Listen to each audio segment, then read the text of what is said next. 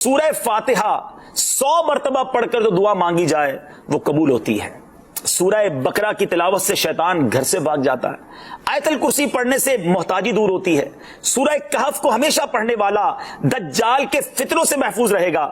والدین کی قبر پر ہر جمعہ سورہ یاسین کی تلاوت کرنے سے اس کی حروف کی تعداد کے برابر ان کے گناہ بخش دیے جاتے ہیں۔ سورہ الدخان پڑھنے سے مشکل دور ہوتی ہے۔ جو قریب المرگ ہو اس پر سورہ جاسیہ کا دم کرنے سے خاتمہ بالخیر ہوتا ہے۔ سورہ حجرات کا پڑھنا اور دم کر کے پینا گھر میں خیر و برکت کے لیے مفید ہے۔ سورہ قاف پڑھنے سے جو باغ ہوتے ہیں ان کے پھلوں میں کثرت ہوتی ہے۔ سبحان اللہ۔ سورہ رحمان 11 بار پڑھنے سے تمام مقاصد پورے ہوتے ہیں۔ سورہ واقعہ جو شخص روزانہ پڑھے گا اسے کبھی فاقہ نہ ہوگا۔ سورہ ملک کو ہر رات پڑھنے والا عذاب قبر سے محفوظ رہے گا۔ سورہ مزمل کو 11 بار پڑھنے سے ہر مشکل آسان ہو جاتی ہے۔ سورہ مدثر کو پڑھ کر حفظ قرآن کی دعا مانگنے سے قرآن کریم کا یاد کرنا آسان ہو جاتا ہے۔ جو بچے حفظ کر رہے ہیں ان کے لیے زبردست وظیفہ ہے۔ سورہ النازعات پڑھنے سے جاں کنی کی تکلیف نہیں ہوگی۔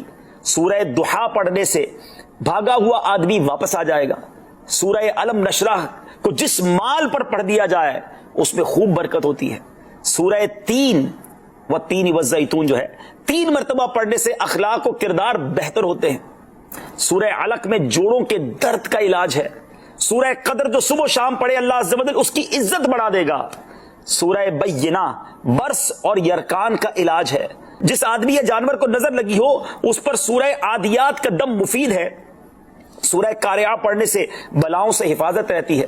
سورہ تکاثر کو 300 بار پڑھنے سے جلد قرض ادا ہو جاتا ہے۔ کئی لوگ کہتے ہیں جناب قرض بہت ہے، چلے قرآن کا وظیفہ لے لیں، الہاکم التکاثر۔ یہ جو سورت ہے 300 بار پڑھنے سے بہت جلد قرض اتر جاتا ہے۔ سورہ عصر پڑھنے سے غم دور ہو جاتا ہے۔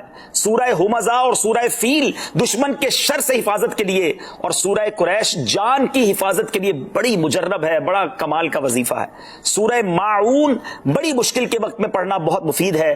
سورہ کوثر کی تلاوت سے بے اولاد صاحب اولاد ہو جاتا ہے۔ کئی بے اولاد بھی وظائف مانگ رہے ہوتے ہیں۔ سورہ کافرون 1/4 قرآن کے برابر ہے۔ سورہ زلزال نصف قرآن کے برابر ہے۔ سورہ اخلاص 1/3 قرآن کے برابر ہے۔ اور سورہ فلق اور سورہ ناس سے جن اور شیطان اور حاسدوں کے شر سے حفاظت رہتی ہے۔ پھر کیوں نہ ہم قرآن سے دوستی کر لیں، کیوں نہ قرآن کو اپنا ورد بنا لیں۔